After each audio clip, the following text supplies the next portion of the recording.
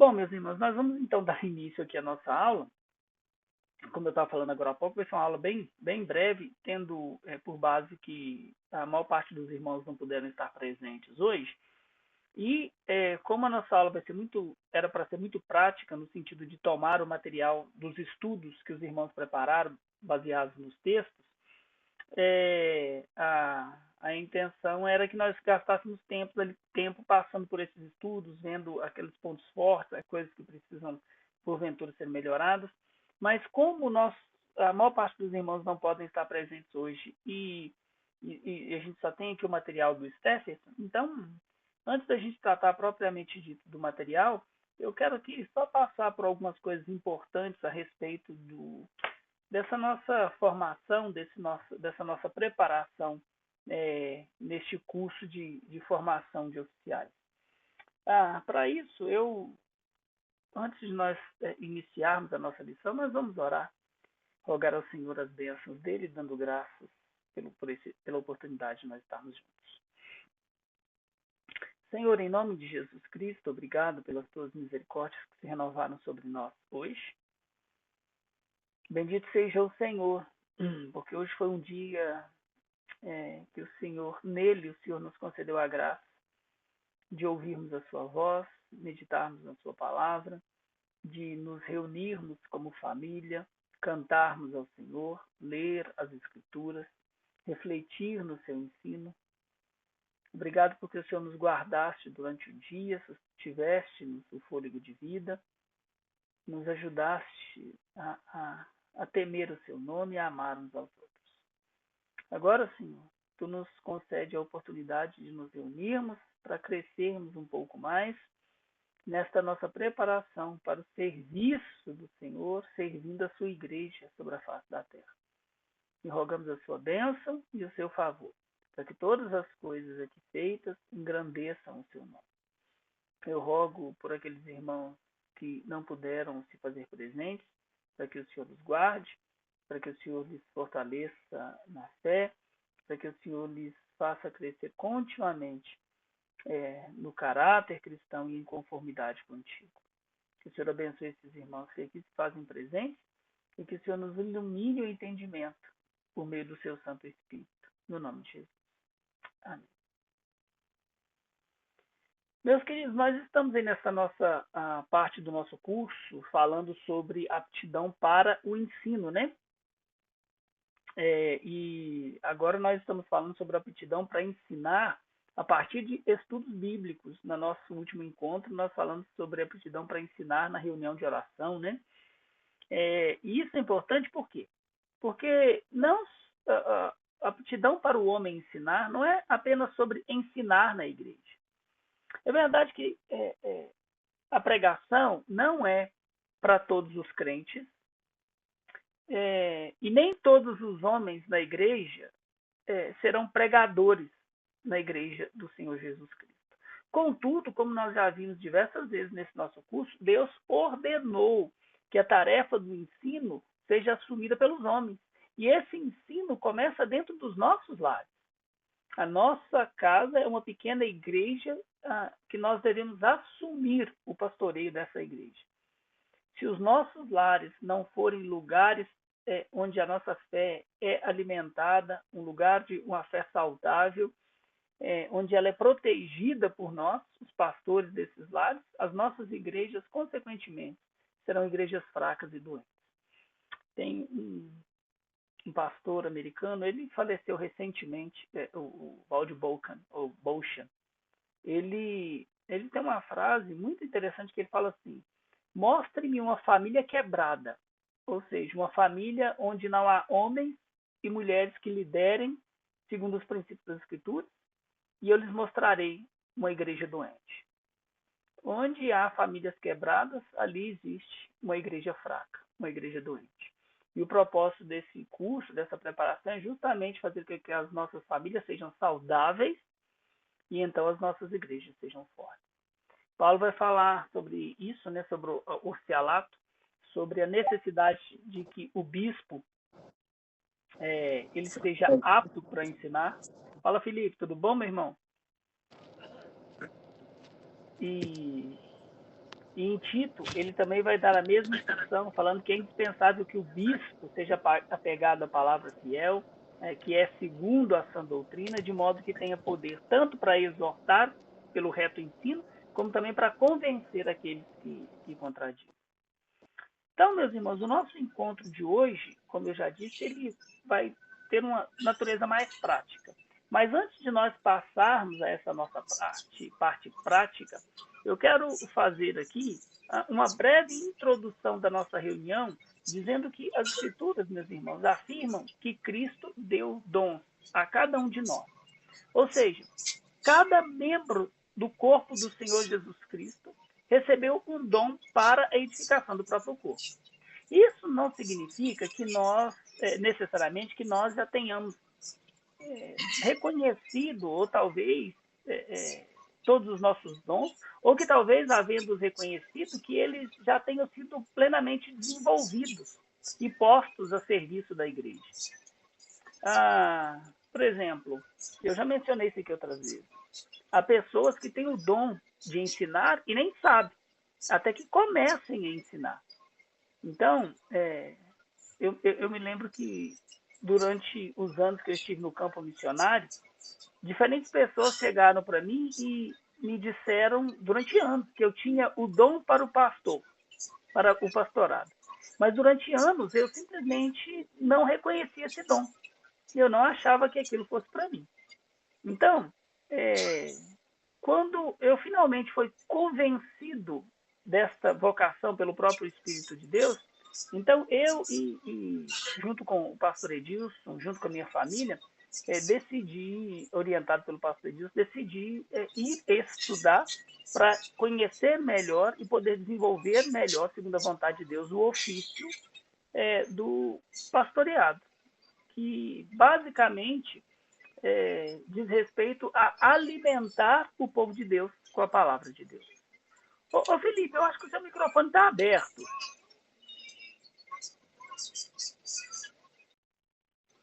Obrigado, meu irmão.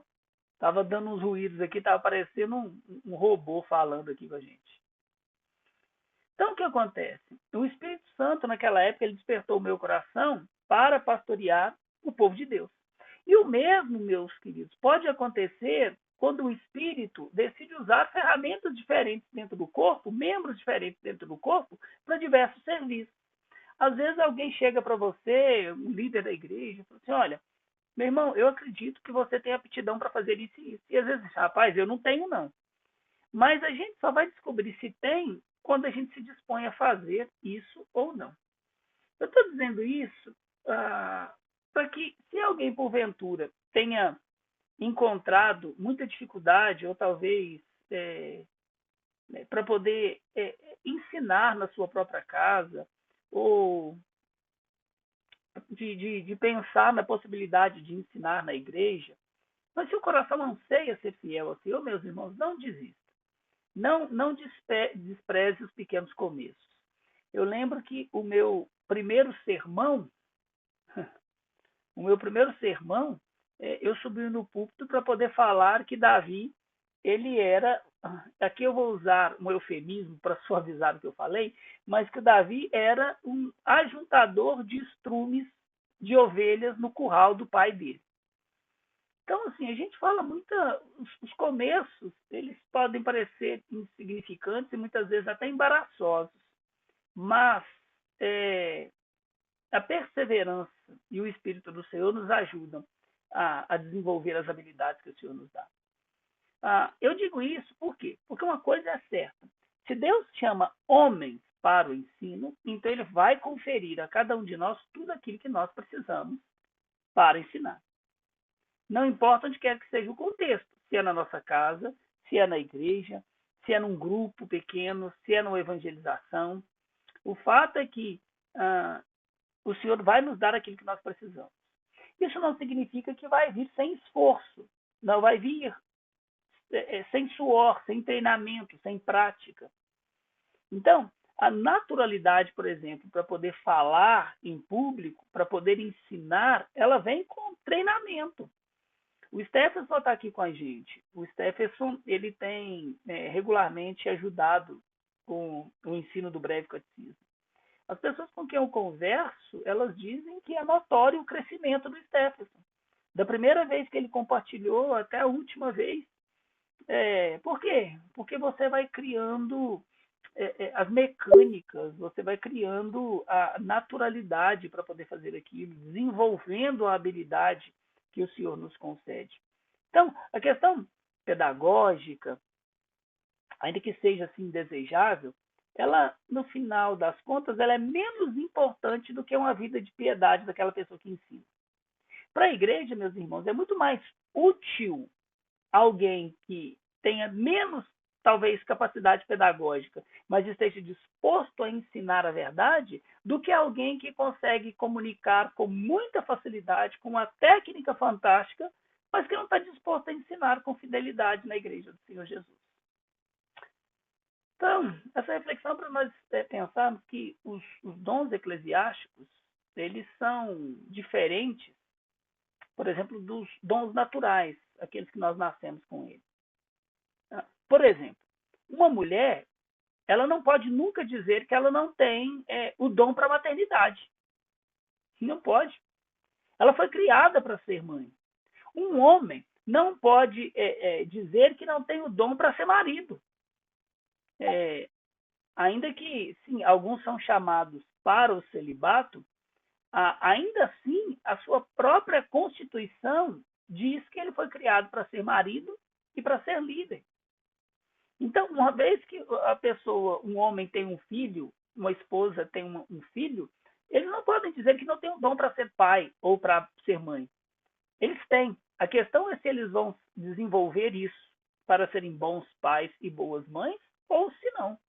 Então, os dons eclesiásticos diferentes disso, eles podem ser ou semelhantes a isso, eles podem e devem ser desenvolvidos, ainda que nós tenhamos inclinações naturais para algumas coisas. Então, o Davi, ao que tudo indica, ele tem uma inclinação natural, um dom natural para a música. Davi ouve uma música, ele consegue tirar a música de ouvido. Ele não precisa da partitura, ele não precisa de nada. Ele aprende música com muita facilidade. Davi aprendeu a tocar piano sozinho, Davi aprendeu a tocar violão sozinho. O violino, ele teve aula, ainda tem aula já há muitos anos, mas ele tem um dom natural para isso. Agora, esse dom natural, ele não é necessariamente um dom espiritual ou um dom do espírito, enquanto ele não é colocado a serviço da edificação da igreja. Quando a gente fala disso aqui, a gente precisa lembrar, meus irmãos, que nem todos os homens vão ser pastores de tempo integral sobre a igreja do Senhor. Nem todos os homens vão ser diáconos e nem todos os homens na igreja vão ser presbíteros como oficiais na igreja. Mas todos nós, enquanto líderes da nossa casa, nós devemos ser pastores do nosso lar, nós devemos ser diáconos do nosso lar, porque nós somos chamados a ser servos da nossa família, e nós somos presbíteros, que são pastores da nossa casa. Então, ainda que nós não sejamos, talvez hoje não tenhamos, nem todos tenham, estejam nessa posição ou exercendo o oficialato, a Bíblia vai dizer para nós, meus irmãos, para todos aqueles que almejam o episcopado, para todos aqueles que almejam liderar a igreja, o ser apto para ensinar é uma exigência bíblica indispensável. Por isso que na teoria e na prática, nós já vimos que como é que a liturgia ela é uma ocasião de ensino. E como o preparo da liturgia é algo importante para a igreja. Nós já vimos isso um pouco, nós já vimos como que a oração é uma ocasião de ensino. E alguns de vocês prepararam um roteiro para o ensino de uma reunião de oração na igreja. Hoje nós vamos aprender sobre os estudos que devem ser oferecidos na igreja. Na semana passada, na nossa última reunião, na verdade, nós estudamos a respeito de princípios, instruções de como preparar um estudo bíblico. Hoje nós vamos ver isso de uma maneira mais prática e tomando aí a lição que o Stephenson preparou para que a gente possa refletir nela. Mas é que eu quero chamar a atenção para uma coisa importante. O meu objetivo, meus irmãos, Não é que todos vocês estejam aptos a ensinar, sabe? Por exemplo, como o mais excelente retórico, ou com a teologia mais refinada do mundo, ou como aqueles que tiveram anos de preparação no seminário teológico, que aprenderam as ferramentas adequadas para poder trabalhar com os textos bíblicos.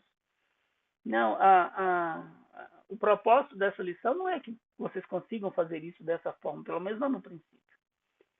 Bendito seja o Senhor se essas coisas vierem acontecer na vida de vocês, né? A minha oração e o trabalho desse curso aqui é para que vocês possam fazer da forma minimamente necessária a preparação de um ensino para transmitir para a igreja do Senhor Jesus Cristo.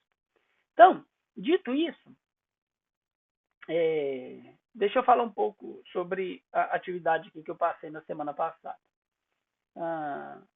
Eu quero, a respeito disso, deixar bem claro aqui que não há problema se uma pessoa tem dificuldade em produzir um esboço, olhar para um texto bíblico ou para uma lição de um livro e ter dificuldade em preparar isso.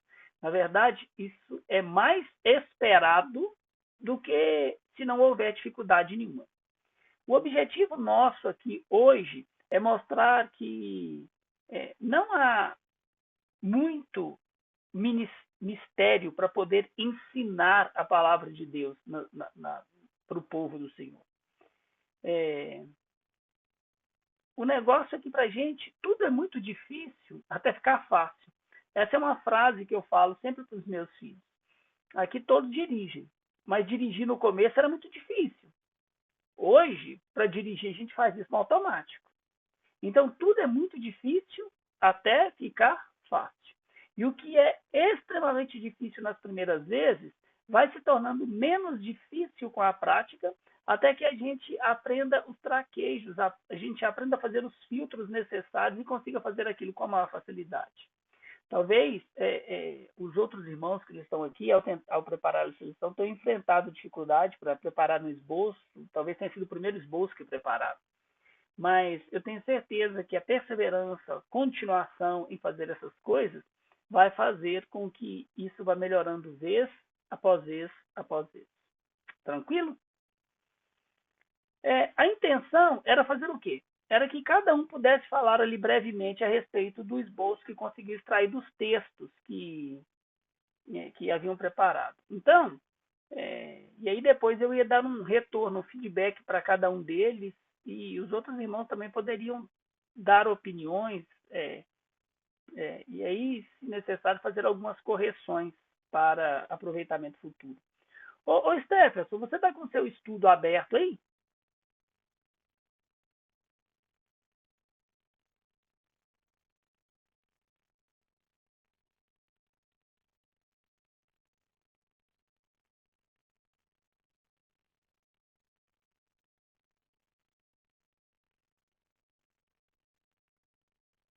Seu áudio está fechado, meu irmão.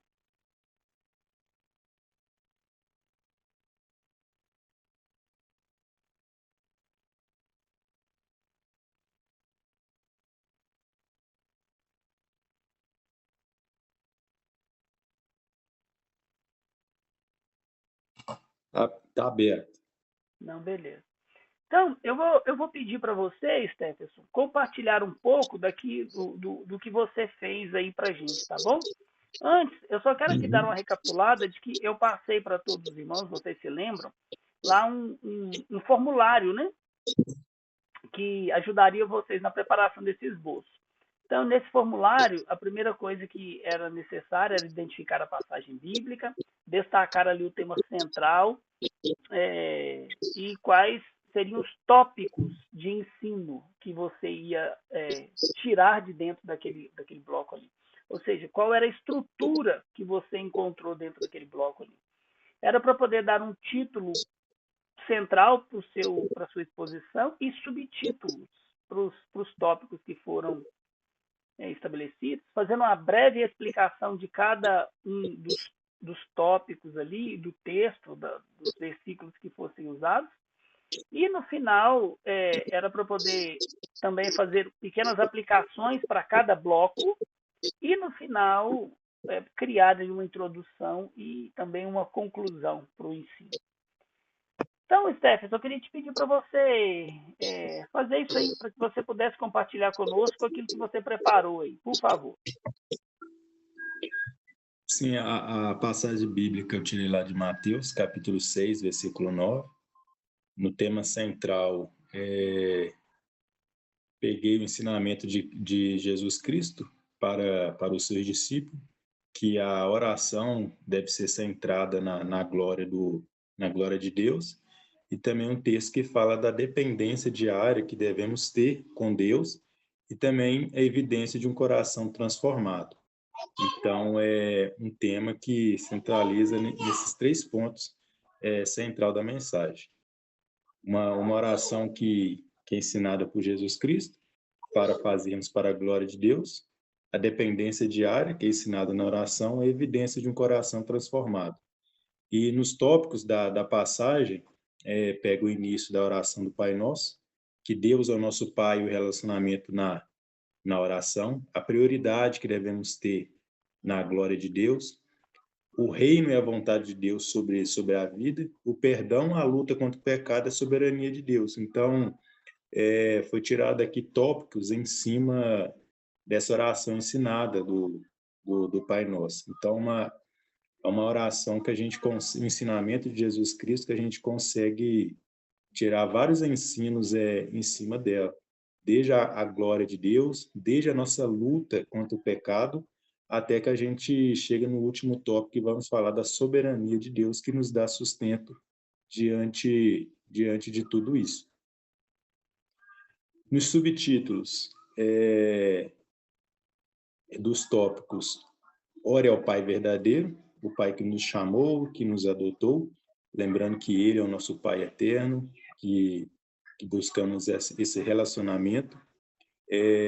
Segundo tópico, para vivermos segundo a glória de Deus, é o segundo ponto que vai ser mencionada nesse texto. Submetermos ao governo de Deus, é o que é ensinado nesse terceiro subtítulo. O quarto, para dependermos diariamente de Deus. Então, é revelado aqui uma dependência que devemos ter de Deus. De perdoarmos, assim como cada um de nós foi perdoado, a luta contra o pecado, então, e a adoração do Deus soberano. E aqui eu separei 3, 4, 5, na verdade, 7 pontos. Precisa ler, pastor? Não, né? Só resumir, ou pode Isso. ser? Não, do jeito que você acha melhor. Se quiser, pode falar. Só tem você mesmo aqui Sim. hoje. Tá. Em cima desses tópicos e desses subtítulos, nosso estudo aqui ele é separado em 7 partes.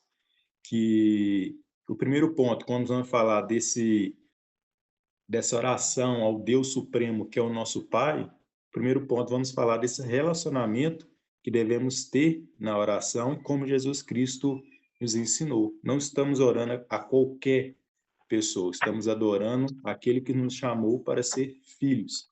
Então, a menção aqui, Pai Nosso, é um relacionamento que o próprio Deus nos chamou para vivermos nele, não pelos nossos méritos, mas pela sua graça. O segundo ponto vai falar sobre a prioridade de buscarmos na nossa oração a glória de Deus, de santificar o nome de Deus. Então, aqui nessa oração mostra o centro da oração não é o homem, mas Deus. Então, devemos buscar o centro da vontade de Deus. O reino é a vontade de Deus sobre a vida. Então, nesse terceiro ponto é falado sobre isso, que seja feita a sua vontade. É uma declaração que a vontade de Deus ela deve ser manifestada na nossa vida, não a nossa vontade. O quarto ponto, Jesus Cristo vai ensinar sobre o pão nosso de cada dia. Então, todos os dias temos essa dependência de Deus, uma dependência diária. Então, no quarto ponto, esse ensino vai explicar sobre isso. O quinto ponto vai falar sobre o perdão, da transformação, o pedido de perdão a Deus. O ponto 6 vai falar da luta contra o pecado. não nos deixeis cair em tentação. Então, uma necessidade de preservação, uma luta contínua que Jesus Cristo nos ensina e que devemos orar a Deus para Ele nos ajudar diante dessas dificuldades do dia a dia. E no sétimo ponto, Jesus Cristo vai explicar nessa passagem sobre a soberania de Deus e a adoração final, que vai terminar reconhecendo que tudo pertence a Deus. Reino, poder e glória. Então, uma adoração final nesse ensino de Cristo Jesus. Oferecer uma lembrança do texto. Beleza. Samuel, você ficou... Samuel, desculpa. A introdução eu peguei conforme aquilo que foi ensinado na antepenúltima aula, se eu não me engano, que na antepenúltima aula, que da introdução, coloquei a introdução bem perto da conclusão, conforme aquilo que o senhor falou, que a introdução ela deve estar perto da conclusão. Então, quando eu inicio a introdução, no final do meu esboço, do meu estudo, eu relembro dessa introdução, trazendo já a conclusão. Ótimo, ótimo. Você ficou satisfeito com o seu trabalho? Dá para melhorar, né, pastor? Sempre dá para melhorar e desenvolver um pouco mais. Uhum. Se enxugar bem, filtrar aqui, dá para sair coisa melhor. E como que foi a experiência? Foi muito difícil? Como que foi para você? Ô, pastor, esse método que o senhor ensinou, o ponto mais difícil aqui é que você pega o ensino principal aqui, ou seja, o título principal, aí depois você vem com tópicos, aí depois você vem com subtítulos desses tópicos. É trabalhoso, mas no final, quando você observa, você percebe que você consegue lembrar, no meio do estudo, aquilo que realmente você deve falar. Seria mais ou menos como um mapa. É difícil, sim, você criar esse tópico e vir com subtítulos, mas quando você consegue construir isso, você consegue ir caminhando, tendo o norte aonde que você está e por onde que você deve caminhar. Não é fácil, mas quando você conclui tudo isso, você tem mais facilidade de trabalhar o estudo e não fica perdido. Uhum. Não, Stefan, ótimo, obrigado. Meu irmão, eu acredito que você fez um bom trabalho. Você encontrou muita coisa preciosa aqui dentro desse texto aqui. E quando você olha para esses tópicos de destaque aqui, de ensinar aqui, tudo isso está dentro do texto. Então, é muito bom porque fica claro que você não tirou nada da sua mente, você não tirou nada da sua invencionice, do seu achismo, algo que você queria que tivesse no texto, ou você não falou para o texto que ele tinha que ter. Então, você tirou do texto aquilo que estava no texto mesmo. Então, isso é muito proveitoso, muito bom. A ideia ali da introdução e, quando chega na conclusão, voltar à introdução é muito bom, porque isso mostra uma coerência de pensamento, isso mostra que você pensou como você precisaria começar esse texto, e você ajuda os seus ouvintes a saber que você está caminhando para o final do seu sermão, e se a sua conclusão volta ali, você consegue mostrar a conexão do todo. Então, isso foi muito, muito bom, muito proveitoso aqui. Conseguiu explicar cada um aqui dos seus subtópicos aqui bem rapidinho. Apresentou aqui aplicações breves aqui para cada uma das partes. Então, foi muito bom, Stefan. Eu gostei. Eu acredito que tem algumas coisas que você pode, que nem você mesmo disse aqui, lapidar para que você possa usar esse estudo aqui para, por exemplo, se uma hora precisar na igreja, para você, Stefan, preciso de alguém para pregar aqui em cima da hora, meu irmão. De repente você tem um estudo pronto aqui, lapidando isso aqui. Então, a primeira coisa aqui, na hora que eu fui olhar aqui para, que eu queria te chamar a atenção, na hora que eu fui olhar para a identificação da sua passagem, você colocou só Mateus 6, 6, 9. Então, quando eu olho aqui para o seu esboço, eu vi que você está querendo tratar toda a oração dominical, né? Do 6, 9 até o versículo 13 ali. quando a gente olha para o tema central, Stephenson, e aqui eu quero te dar uma instrução. Então você coloca ali uma sentença completa, você coloca a oração ensinada por Jesus Cristo, aí você começa a mostrar o que a oração faz. Então perceba que você caminha do tema central para aquele que é o objetivo do tema. Então qual é o tema central? A oração ensinada pelo Senhor Jesus Cristo. Esse aqui é o tema central, é a oração. Que oração? A oração ensinada pelo Senhor Jesus Cristo. Então, quando a gente vai pensar nesse tema, por exemplo, você vai pregar, vai ensinar alguma coisa, alguém te pergunta, qual é o tema? É aquilo que você tem que ser capaz de responder numa frase curta. É sobre isso. É sobre isso que eu vou ensinar. O teste da madrugada. Exatamente. É o teste das 3 da manhã. Isso aí. Então, é só para você observar isso, que aqui não tem nada errado. Não tem nenhum erro aqui, nenhuma heresia. Mas quando a gente pensa em tema central, você mesclou aqui o tema com aquilo que é o propósito do tema. Então, qual que é o propósito desse tema? Revelar a vida do crente, ela deve estar sentada na glória de Deus. As 3 primeiras petições é sobre isso. Que ela deve ser marcada por uma dependência de Deus. A gente pede a Deus que nos ajude a perdoar, que nos dê o pão de cada dia. E demonstra também um coração transformado. Porque se eu perdoo, é porque eu sei o quanto eu fui perdoado. Então, mas perceba que essas coisas são coisas que vão ser desenvolvidas dentro do sermão. E aqui, se você perceber, no seu tema, você já criou o esboço do seu sermão. Então, você já tinha criado aqui a estrutura do seu sermão. E aí, você fez uma coisa aqui que eu acho que gerou mais trabalho para você. Porque o que acontece? Eu estava até olhando aqui para ver se eu tinha passado a instrução errada. Quando lá na ficha de aptidão, está escrito assim, depois de colocar o título, né, os tópicos de ensino da passagem. Quando vai colocar ali, eu até estou olhando isso aqui agora, de repente, posso até mudar isso aqui. Porque tem aqui os tópicos de ensino da passagem e depois pede para colocar os subtítulos a esses tópicos, né? Mas a ideia era que, tipo assim, por exemplo, como que a gente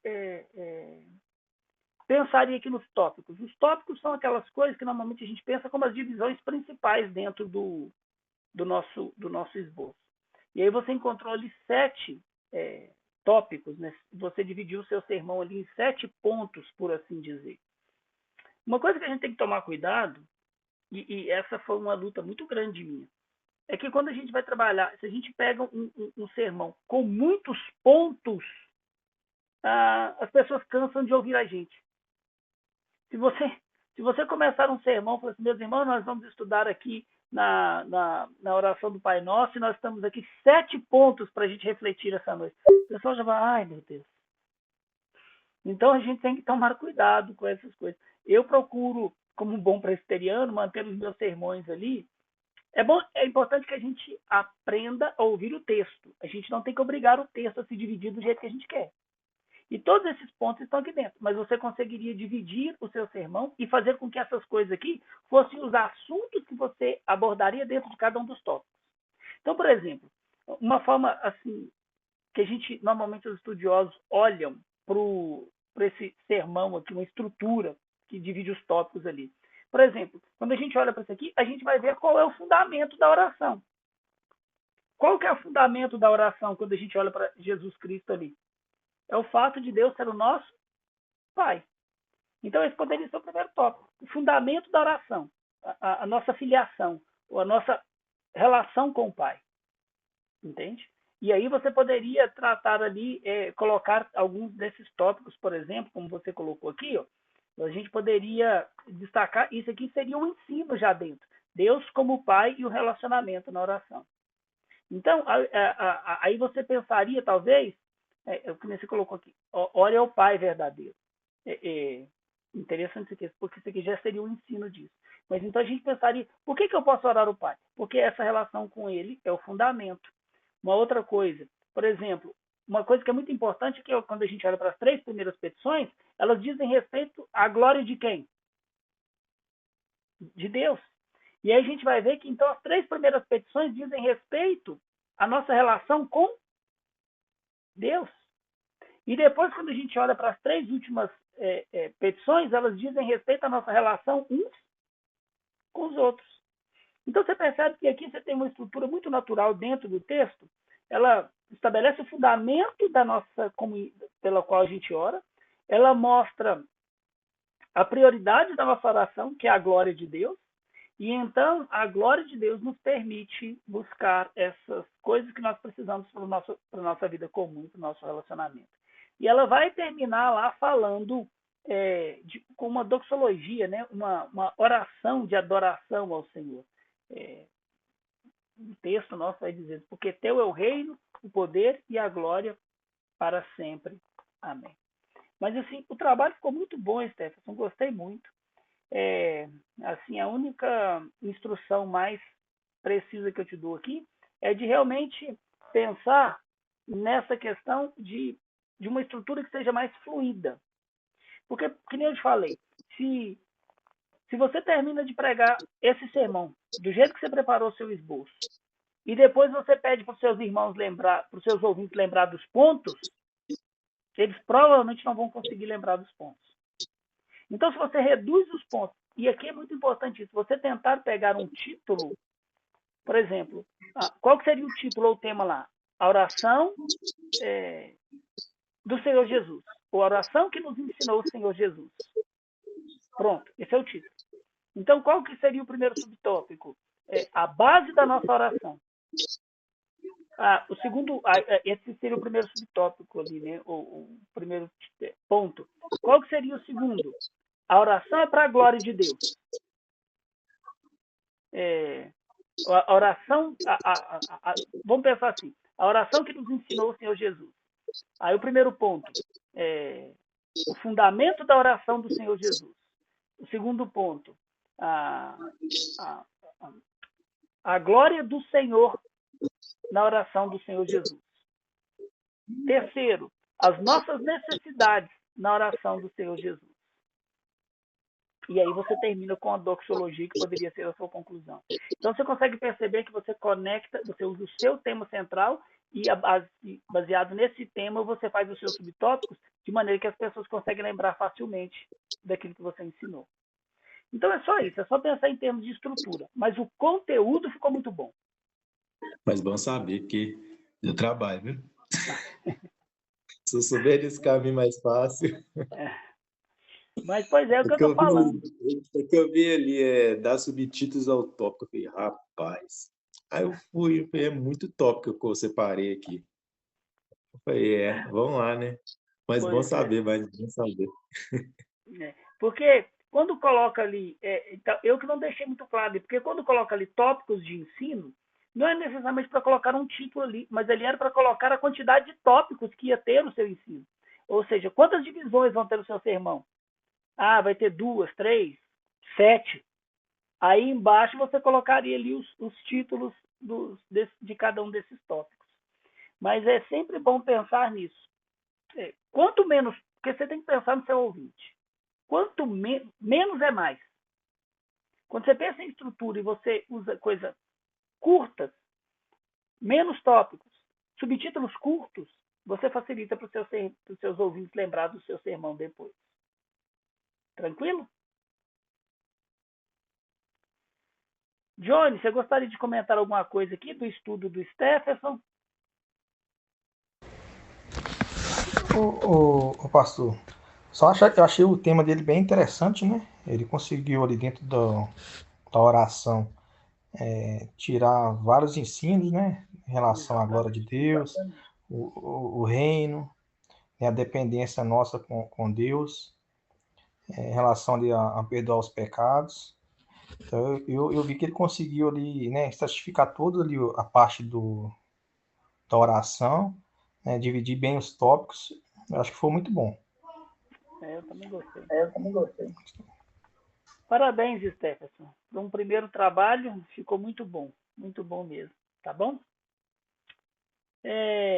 Meus irmãos, basicamente o que a gente tinha para poder fazer hoje seria isso, acompanhar os outros trabalhos. Tiveram outros irmãos que me enviaram aqui também o trabalho deles, mas como eles não estão presentes, então eu não vou porque eu queria que cada um deles pudesse apresentar o seu próprio trabalho, né?